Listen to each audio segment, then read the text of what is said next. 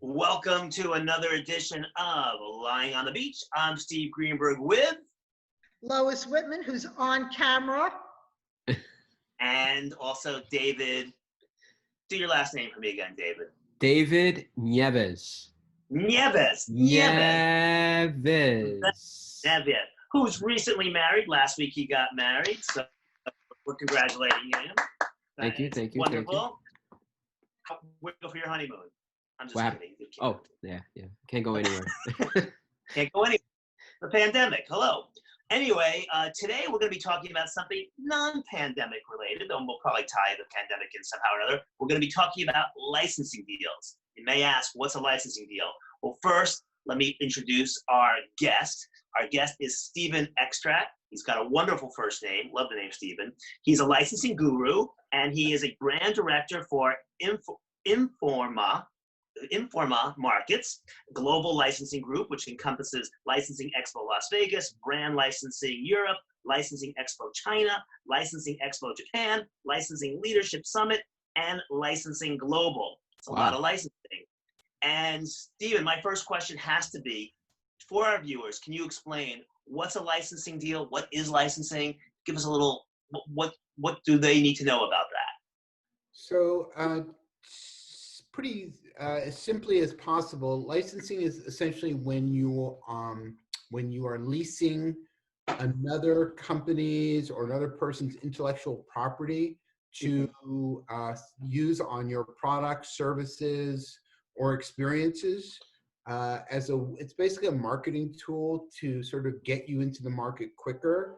If you have a product, a generic product, and you want to sell more of it, if you put a brand name on it, you'll sell more. That's probably the simplest and easiest way to explain it. It typically involves a royalty payment to the intellectual property owner. So if I'm creating a product and I want to lease intellectual property, I would be a licensee. The intellectual property owner is what's called the licensor. Oftentimes there's a middleman involved, which would be called the agent, which is making the deal. And then the end, then it's if it's a product, it's sold at retail, or if it's an experience, you would experience it through some sort of some sort of experience, right? It could be a cruise, it could be a amusement park, it could be a live stage show, any number of them. So for example, maybe I'll make a couple of examples. So for example, KitchenAid maybe really makes, I'm putting maybe because I don't know if any of this is true, maybe really makes dishwashers, but they don't make electric carvers. But when you buy a KitchenAid electric carver, that's a licensing deal. They license the name for the electric carver, for example. Yes, and because it has brand equity, they can sell more, right? So that's exactly right. And you see that a lot in consumer electronics, appliances, across the board. In every area of consumer products, licensing is really a deep, it has both depth and breadth that people don't even realize. Once you sort of understand it and you go into a retail store, say you walk into Walmart or a Nordstrom, you can actually go down the aisles and start picking out what the licensed items are versus what the actual core product are, right? In fashion as well, you'll see it used quite a bit. Typically, a company like Philips Van Heusen is a shirt manufacturer, but maybe they're not so. Maybe their expertise isn't in socks or in underwear or in men's suits, but they'll license the name for that. And Philips Van Heusen owns some pretty major names like Calvin Klein, for example. So that's very big in fashion. It's very big in home goods. Certainly in the entertainment industry, Disney is the leader when it comes to licensing. You go down any toy aisle, you go to what was formerly Toys R Us, now you'd have to go shop for your toys in Walmart or Target. But you go down the toy aisle and about 70% of the licensed toys there are from Disney. So, yeah. So Stephen, tell us, as far as the United States is concerned, versus the rest of the world? How big is the licensing business in terms of So dollars? in total, globally, the licensing business is roughly about $300 billion a year in retail. Billion, not million, billion. Billion in retail sales. The U.S. represents a little more than half of that, right? So the U.S. is actually the largest market in the world for consumer products licensing. However, China is growing very quickly, and Who else? UK is very large, even though it's a smaller population. They're very brand centric. Germany and Japan. So your largest markets are U.S., UK, Germany, Japan, China, and China is quickly going to eclipse all of that. Right? China will be the largest market in about 2 to 3 years. And, Is and, it and does it mean as much to like right? I know that the baby boomers were very brand oriented, but I've read that millennials are not brand oriented. So does that mean licensing is going to be less prevalent as things move forward, or not necessarily, or doesn't So, really affect? so the interesting thing about millennials and Gen Z is they're more motivated by experiences than by brands. And certainly when you see how these direct-to-consumer brands have come up through online, right, through e-commerce, Mm-hmm. but they are brand centric. There was a company that was financed by SoftBank to the tune of about $300 million that was called Brandless, and they just went out of business in February because their concept was, oh, millennials don't care about brands. Let's create something called Brandless and just sell this Brandless, and it didn't work because millennials do, a brand is an experience, right? And if a millennial wants an experience, they also want that brand. It's just they're not as locked in to their parents' brands. And so I like to look at it as there are heritage brands that we grew up with, that we boomers grew up with, and then there are the direct-to-consumer brands which are new, which millennials and Gen Z are willing to try, right? Because they represent. I mean, probably one of the best brands to talk about here would be Patagonia. Patagonia is a brand that actually gives back, right? They give back. They put money back into the environment. They're sustainable. They're all about where they manufacture their product, and that's something that both millennials and Gen Z look for in a product. They want something that actually is cause related and does well, and they're willing to pay more for that. So it's not so much that millennials aren't focused on brands; they're just focused on the good that brands can do.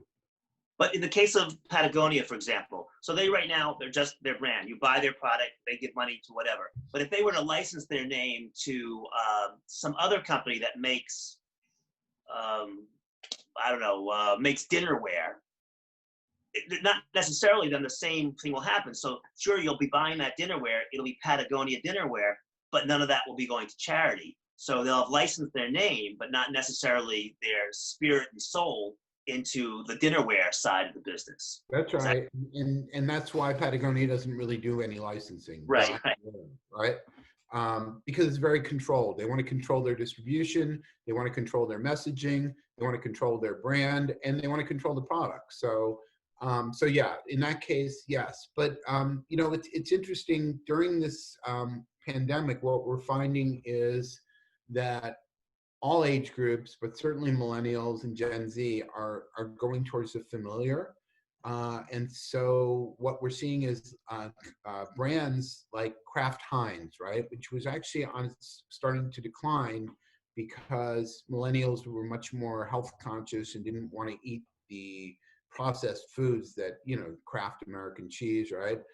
We're actually seeing a return to comfort and to those brands that were their parents' brands, because in this type of pandemic, people want they want comfort, and also nostalgia appeals to them. So what we're probably going to see coming out of this is an increase in nostalgia licensing nostalgia brands, and as well as entertainment as well. So people who have children will be much more attracted to the properties they grew up with, the entertainment properties they grew up with, because it's a comforting, it makes people feel comfortable, right? And brands make people feel comfortable. That's the whole point of branding, is you have an emotional connection to a brand, right? And that's how licensing works, is through that emotional connection.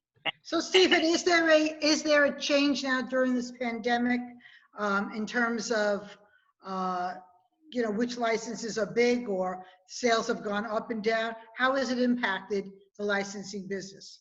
So first of all, retail has been, non-essential retail has basically been shut down, right? So the most, I would say the most impacted is the fashion and apparel business. Is pretty much, it's dead on arrival, right? Nobody's buying fashion apparel right now. People might be ordering sweats online, but that's about it. The one area that's doing incredibly well, off the charts for licensing, is face masks. And it's funny because I've been going to Asia for about 20 years for business. And in Asia, wearing face masks is just de rigueur. It's what people do. If they have a cold, they wear a face mask because they want to protect other people from catching their germs. But you would never see that in the West until now, right? But I often thought, and I often joked with my colleagues when we'd come back from Asia, gee, we should get the license for some face masks, right? We should do like Kiss or Rolling Stones, the Big Tongue, or any kind of branded. That would be great if face masks ever came in here. But knowing America, knowing how we are, this whole like, you can't cover your face, and you go to the airport, you have to have your face exposed, show your ID. It never occurred to us that this would happen, right? But now licensed face masks are the thing. Everybody wants their favorite brand, or their favorite character, or their favorite band on a face mask. So they're just blowing up. They're just taking off like crazy. Other categories that are doing well, video games are going to do extremely well. The video game is up about 75%. Esports, which is competitive video gaming, which is the only sport that actually could be played during this pandemic. Those are actually, believe it or not, those are professional teams and professional leagues in esports. And so they sell jerseys and all kinds of the same kind of products that you'd see at a professional sports team. Those are doing very well. So there are categories that, the thing about licensing is there's always categories that do well, despite whatever the economy is doing. There's always categories that will do well, and there's categories that do well. But if you put a bet on licensing, then some categories are for sure going to do well. Nesting and home goods will do extremely well.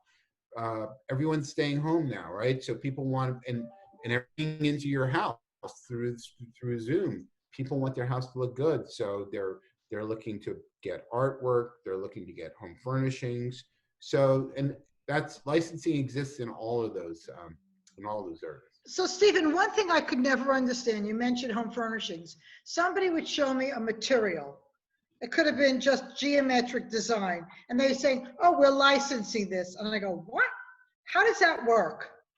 Well, it's an artist has come up with that design, and they've trademarked it, and then it's sold as a trademark, and therefore that artist is going to get a royalty payment on that fabric.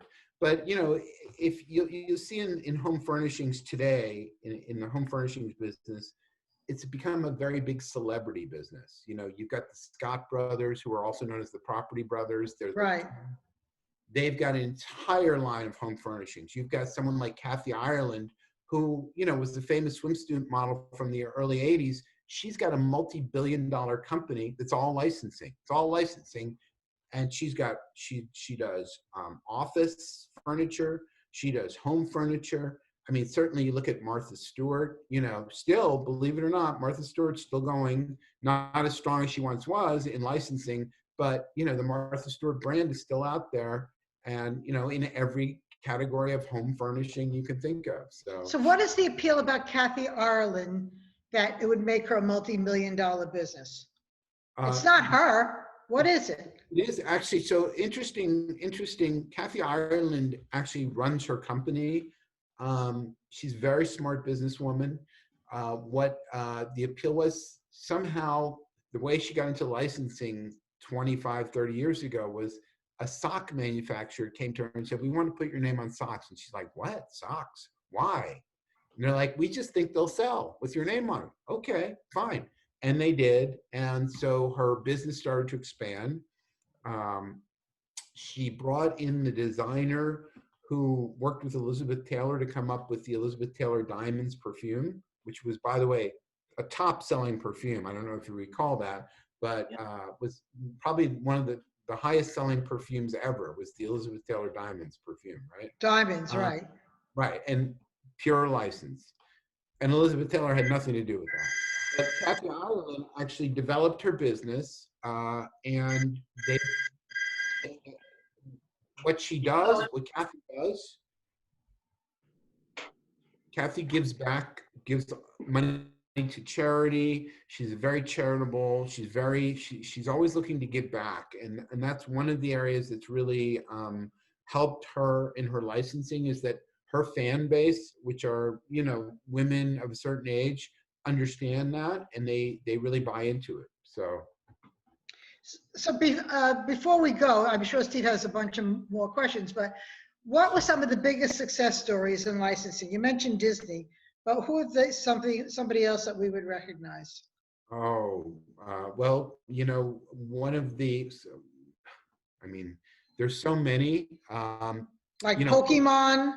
Pokemon is a huge license, and it goes from strength to strength. So Pokemon is about, it's been in the U.S. market for 20 years. It was in Japan so it's been around about 25 years. But they have gone from strength to strength, and they've kept that brand an evergreen property. It's not a flash in the pan like a lot of these kids' properties are. A lot of these kids' properties come and go, and sometimes they have a comeback after 10, 15, 20 years.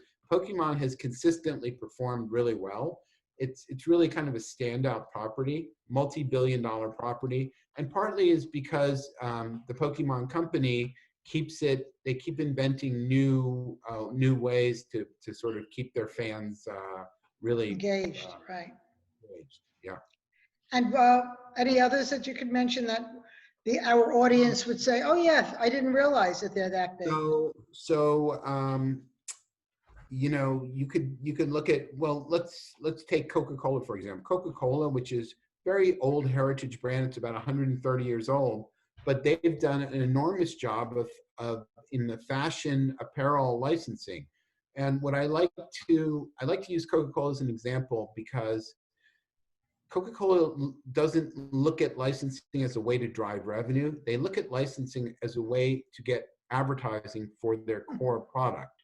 Now, the fact that it brings in that they sell about $1 billion a year in licensed consumer products, that's nice, but basically they're making their money off their core product, which is sweet fizzy drinks, right? But when you see someone walking around with a $130 Coca-Cola fashion T-shirt, that person is probably a trendsetter, and it's a walking billboard for Coca-Cola, right? And they're getting paid for it. I mean, what's better than that? And this is something that companies tend to forget. They tend to think that licensing is just a way to make revenue.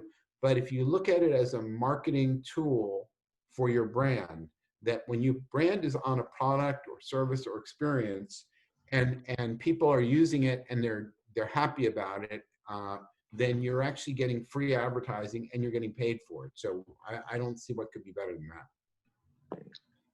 Steve, I didn't let you speak. Go ahead. A couple of things. I'm always amazed when a company that's gone, it gets licensed, like Polaroid and Westinghouse, other names that came and went. They come back because their name is still so known by a certain segment of the population, which I think is kind of amazing. You don't have to be in business. I think you mentioned Toys R Us. They're actually back as a licensed name for certain folks.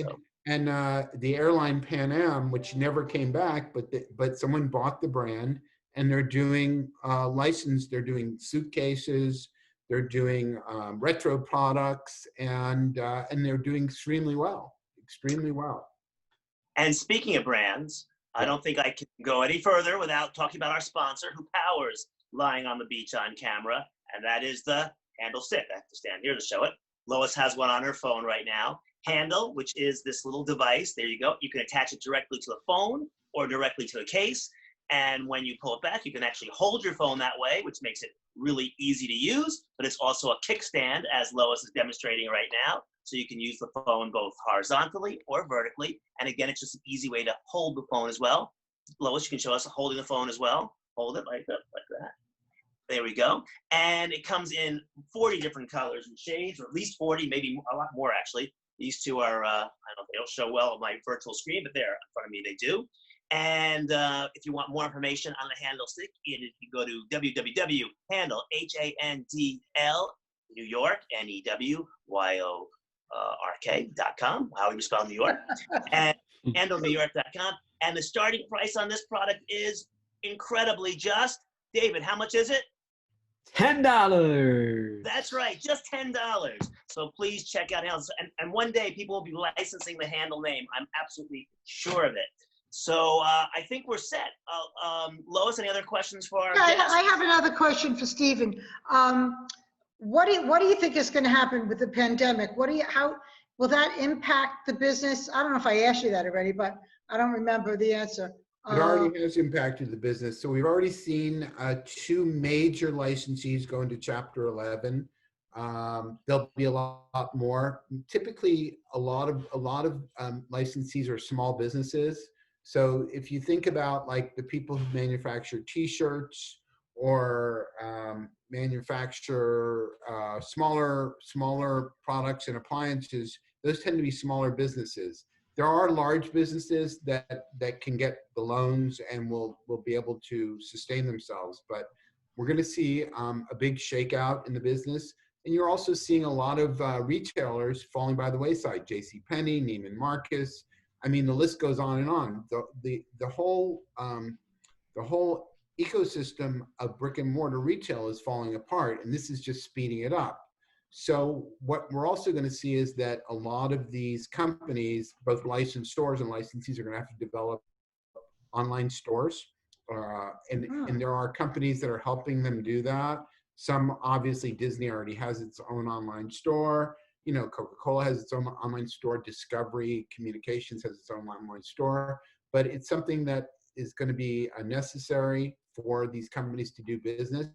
They're going to have to bring their licensees in under their umbrella and help them come to market. You know, it's just a reality. So we'll see a lot of pain before we get out of this. But it's just the way the business operates. So my last question is, how do we take Steve TV, which is owned by Steve Greenberg, and he's known throughout the country? How does somebody start a licensing business? And we only have 8 minutes left, so. Well, you would take Steve TV to probably the largest marketplace for selling global TV. You would take it to MIPCOM or to NATPE, and or you'd find a company that presents Steve TV and have them sell it to broadcasters and around the globe, looking for that kind of content. So there are companies that probably nobody ever heard of that just through licensing became a global brand. Companies that no one ever heard of. Yeah, it's like, you know, like Steve TV. Hey. Is that possible? Is it possible for me to take DigiDame and like just market it and somebody else picks it up and makes a big name out of it? So typically, in order to do licensing, you need to have a fan base, right? And I get these calls all the time from people who have a great idea, and you know they're very invested in that idea and they want to license it. And I'm like, well, how many fans do you have? How many people are coming to your website to look at your artwork or your animation? Not that many. Well, you need a certain core group of fans in order to be able to license, right? License into products at least and experiences. But you know, you never know where the next big hit's coming from, right? It sounds like I'm gonna have to keep working for a living. Darn it. Oh well, I appreciate that. With a little bit of free advice there is always appreciated. I think we're set then, correct? Correct. Thank Okay. you, Stephen. Thank you, very David. much. We appreciate it, everybody. Thank you. Once again, I'm Steve Greenberg with Lois Whitman-Hess. and David Stephen Extract. and Stephen Etrick and David. Do your David Nieves. and Nieves. we have been Nieves. lying on the beach on camera. So long, everybody. Bye.